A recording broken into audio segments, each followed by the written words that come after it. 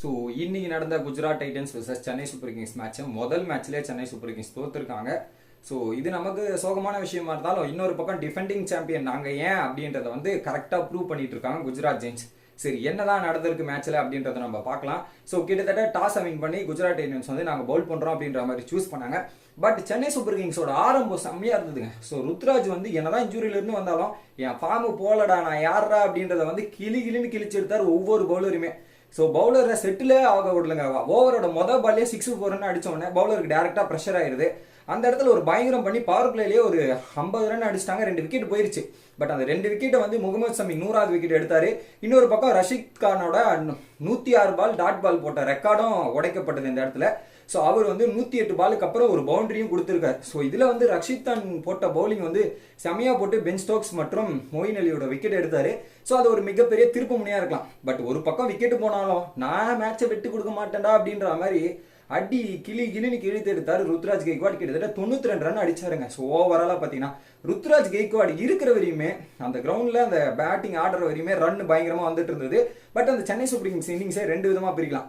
First 13 over வேற மாதிரி, அடுத்த 7 ஓவர் வேற மாதிரிங்க. ஸோ ஃபர்ஸ்ட் 13 ஓவர் பார்த்தீங்கன்னா கிட்டத்தட்ட 10 ரன் பெர் ஓவர் வந்து ஒரு ஓவருக்கு 6 இல்லை 4 வந்துட்டே இருந்தது.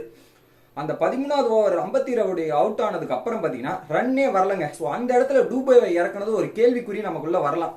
ஏன்னா ஸோ அந்த இடத்துல ரவீந்திர ஜடேஜா வந்திருந்தா அந்த மேட்ச் வேற மாதிரி திரும்பி இருக்கும், வேற மாதிரி போயிருக்கலான்ற மாதிரி நமக்குள்ள தாட் ப்ராசஸ் வரலாம்.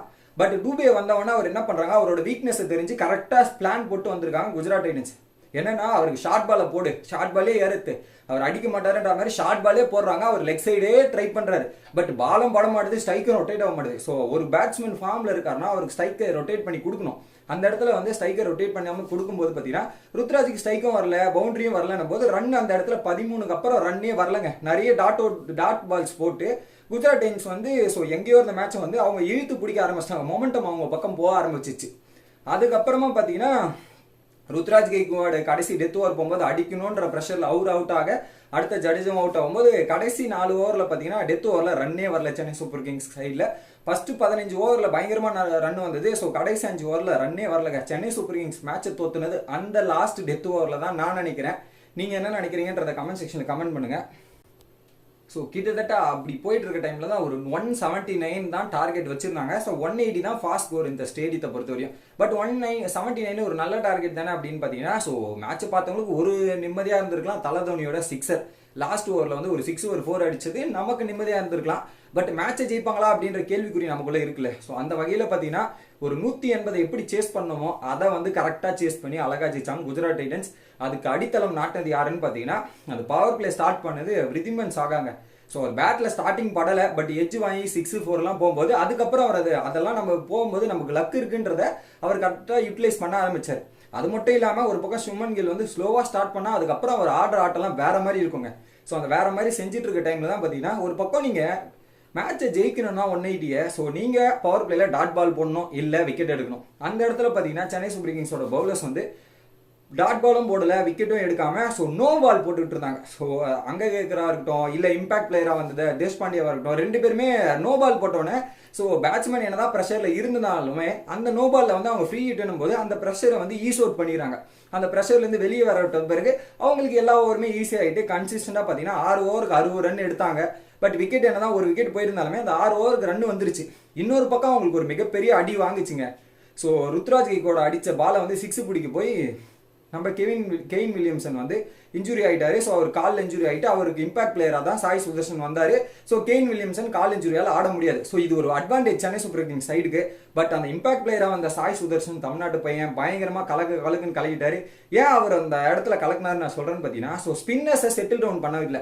ரவீந்திர ஜடேஜாவாக இருக்கட்டும், மிச்சில் ஸ்டார்ட்னர் ஆகட்டும், அவங்க 2 பேர் ஓவரை வந்து செட்டில் டவுன் பண்ண விடாம ப்ரெஷர் பில்ட் பண்ணாம அவங்கள வந்து காலி பண்ணிட்டே இருந்தாரு. ஸோ அவர் லெஃப்ட் ஹேண்டர், இவங்க லெஃப்ட் ஹேண்ட் பவுலர்ஸ்.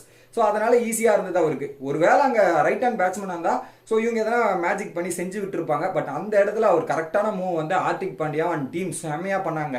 அதுக்கப்புறம் என்னன்னா 10 ஓவருக்கு விக்கெட் 2 விக்கெட் எடுத்திருந்தாலுமே சென்னை வந்து ஆல்ரெடி பார்த்தீங்கன்னா 100 ரன் அடிச்சிட்டாங்க 10-11 ஓவருக்கு. அதுக்கப்புறம் வந்து 7 ரன் 8 ரன் பெர் ஓவர்னும் போதே ஸோ ப்ரெஷர் ஈஸ் அவுட் ஆயிடுச்சு. அதுக்கப்புறம் மேட்ச் எப்படி போகுது அப்படின்றத பார்க்கலாம். கடைசியில் பார்த்தீங்கன்னா த்ரில்லிங்காக போகிற மாதிரி மேட்ச் வந்துருச்சுங்க. கிட்டத்தட்ட கடைசி 4 ஓவரில் 35 ரன் அடிக்கணும் போது Hardik Pandya out, Shubman Gill out, main விக்கெட்லாம் போனதுக்கப்புறம் சென்னை சூப்பர் கிங்ஸ் ஜெயிப்பாங்களா மாட்டாங்களா அப்படின்ற மாதிரி எடுத்துகிட்டு போகிற டைமில் தான் பார்த்தீங்கன்னா 2 டெத் ஓவரில் பார்த்தீங்கன்னா 17-18 ஓவரில் பார்த்தீங்கன்னா கிட்டத்தட்ட 12 ரன் கொடுத்தோன்னே சரி சென்னை சூப்பர் கிங்ஸ் மேட்ச் கையில் தான் இருக்குன்னு பார்த்தீங்கன்னா அந்த இடத்துல தான் ஒரு திருப்பு முனை நடந்தது. ரஷீத் கான் வந்தார், 2 பால்ல ஒரு 6-4 அடித்தோன்னே அந்த மேட்சை கம்ப்ளீட்டாக டேர்ன் டவுன் பண்ணிட்டு லாஸ்ட் ஓவரில் 7 ரன் இருந்தது. ஸோ அந்த 7 ரன்ல பார்த்தீங்கன்னா 6 ரன்னு ராகுல் திவாட்டி அடித்து மேட்சை ஜெயிச்சுட்டு போயிட்டாங்க. ஸோ ஒரு பயங்கரமான பேக்கேஜ். பட் இந்த இடத்துல தான் நம்ம கேள்வி கேட்கணும். ஸோ டெத் பவுலிங் ஒரு ப்ராப்ளமாக இருக்குது சென்னை சூப்பர் கிங்ஸுக்கு. அது மட்டும் இல்லாமல் பவர் பிளேயில் வந்து நோ பால், அப்புறம் விக்கெட் டேக்கெட் பண்ணாமல், டாட் பால் போடாமல், இந்த மாதிரி பல விஷயங்கள் ஒரு பக்கம் நடந்துட்டு இருந்தது. அது மட்டும் இல்லாமல் ஒரு பக்கம் சென்னை சூப்பர் கிங்ஸ் இன்னிங்ஸ் எடுத்தீங்கன்னா 2 விதமாக பிரிக்கலாம். முதல்ல வந்து ருத்ராஜ் கெய்க்வாட் ஆடின இன்னிங்ஸ் ஒரு பக்கம்னா அவருக்கு சப்போர்ட்டாக யாருமே ஆடலை, கன்சிஸ்டண்டாக விக்கெட் லூஸ் பண்ணிட்டே இருந்தாங்க.